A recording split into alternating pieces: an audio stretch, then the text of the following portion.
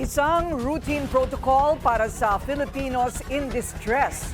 Yan ang paliwanag ng Malacanang sa pagdalaw ng mga opisyal kay FPRRD sa ICC. Pero iba ang pananaw ng Duterte camp dito. Kaugnay niyan ay makakausap natin ngayon from The Hague, Netherlands, former Duterte spokesperson Harry Roque. Magandang gabi from Manila, Attorney Roque. Magandang gabi Pilipinas at magandang hapon po dito sa The Hague. Opo. Kumusta naman po kayo? Matagal na po namin kayo hindi nakakausap. Okay naman Corina, no? Medyo lumamig na bigla ang panahon dito at medyo sinisip ko na halos lahat ng tao dito sa The Hague. Okay, parang lumamig din yung issue dyan sa ICC dahil iba ang pinagkakaabalahan dito sa Pilipinas. Pero sa tanong po dito sa issue na ito, bakit po sham welfare check ang tawag ng Duterte camp sa pagdalaw po ng Philippine Embassy officials dyan po sa dating Pangulo sa ICC? Well, dalawang bagay, no? Unang-una, bagamat katungkulan talaga ng mga konsulado na magkaroon ng consular visit, yan ay ginagawa lamang sa mga Pilipino na walang abogado o di naman kaya walang mga kapamilya na pwedeng makabisita habang sila ay nakadetine sa ibang bansa. No? Alam na alam naman ng embahada na 10-10 abogado ni Tatay Digong at hindi nawawala ng next of kin na kamag-anak si Tatay Digong at any time. No? So wala talagang dahilan para sila ay mag-welfare visit at yung visit nila ay ginagawa naman sa panahon na posibleng mabigyan nga ng interim release itong si Tatay Digong. So ang paningin namin, talaga nag-iispiya lamang yung welfare visit na yan kay Tatay Digong para siguro makagawa ng paraan na harangin yung kanyang interim release.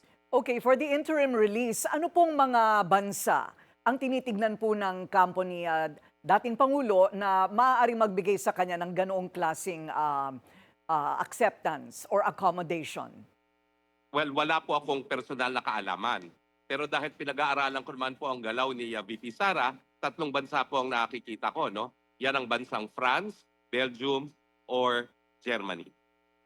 Ayun, because of what? Well, unang-una po ang Belgium sa track record, siya po talaga ang palaging tumatanggap ng interim release sa mga tribunal na naririto sa The Hague. No? Ang France, dahil bumisita naman po dyan si VP Sara, at sa Belgium ay sa Belgium nga po palaging tumatanggap at hindi na isa publiko ni VP Sara yung kanyang bisita sa Belgium. Sa Germany dahil ang tingin ko ay ang mami ni VP Sara ay may dugong German, no, Zimmermann, no. So yan yung 3 na sa tingin ko natatanggap kay Tatay Digong.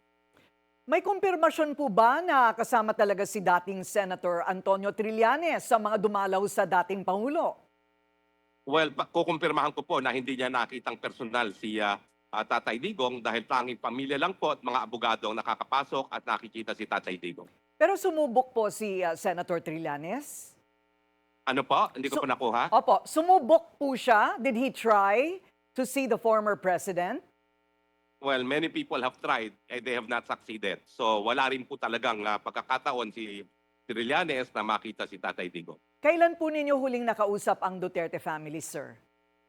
Well, last week lang po, no, nung huling bumisita si Ma'am Elizabeth at saka yung apo nila na si Isabel. Pero ngayong araw po ay magkakaroon ng bisita ang bunsong kapatid ni Tatay Digong, si Sir Bong, at inaasahan natin na magbibigay siya ng anunsyo mamayang 3:00 ng hapon dito sa The Hague. Ayun, okay. So, meron po ba kayong impormasyon tungkol sa kalagayan naman ng dating Pangulo? Lalo't dito po sa sinabi ni VP Sara na natagpuan daw niyang unconscious o walang malay sa kanyang kwarto si dating Pangulong Duterte.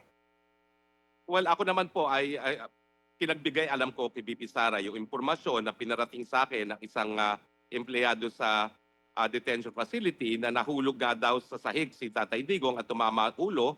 At yung pagkakataong yun ay linabas siya ng ICC. So tumutugma po yun sa panahon na lumabas si Tatay Digong sa ICC at ang sinabi ng ICC ay routine check-up lamang. So ang request naman sa akin ng informante, iparating lang sa pamilya dahil ang duda niya ay hindi nga nakakarating sa pamilya. At totoo nga, binigyan ng konfirmasyon ni VP Sara na hindi pinagbigay alam sa kanya o sa kanila itong pangyayaring ito. So, ito pong pagpapaliban po ng hearing, meron na po ba kayong tansya kung kailan po ito matutuloy? tingin ko po hindi na matutuloy po yan dahil nagkaroon na ng naunang finding na unable to stand trial na si Tatay Digong. Because of a physical injury or mental state? Dahil po, dalawa po yung pinag-uusapan. Well, psychological siguro po, no? Hindi naman po mental. Dahil sa atin naman, ang pagiging limot-limot ay tanggap naman natin kapag tumatanda. Okay. Maraming salamat po sa inyong oras, former Duterte spokesperson Harry Roque. Thank you, sir. Maraming salamat din po. Manatiling nakatutok sa Bilyonaryo News Channel. Sumubaybay sa aming social media accounts at mag-subscribe sa aming YouTube channel para sa mga bago at eksklusibong balita.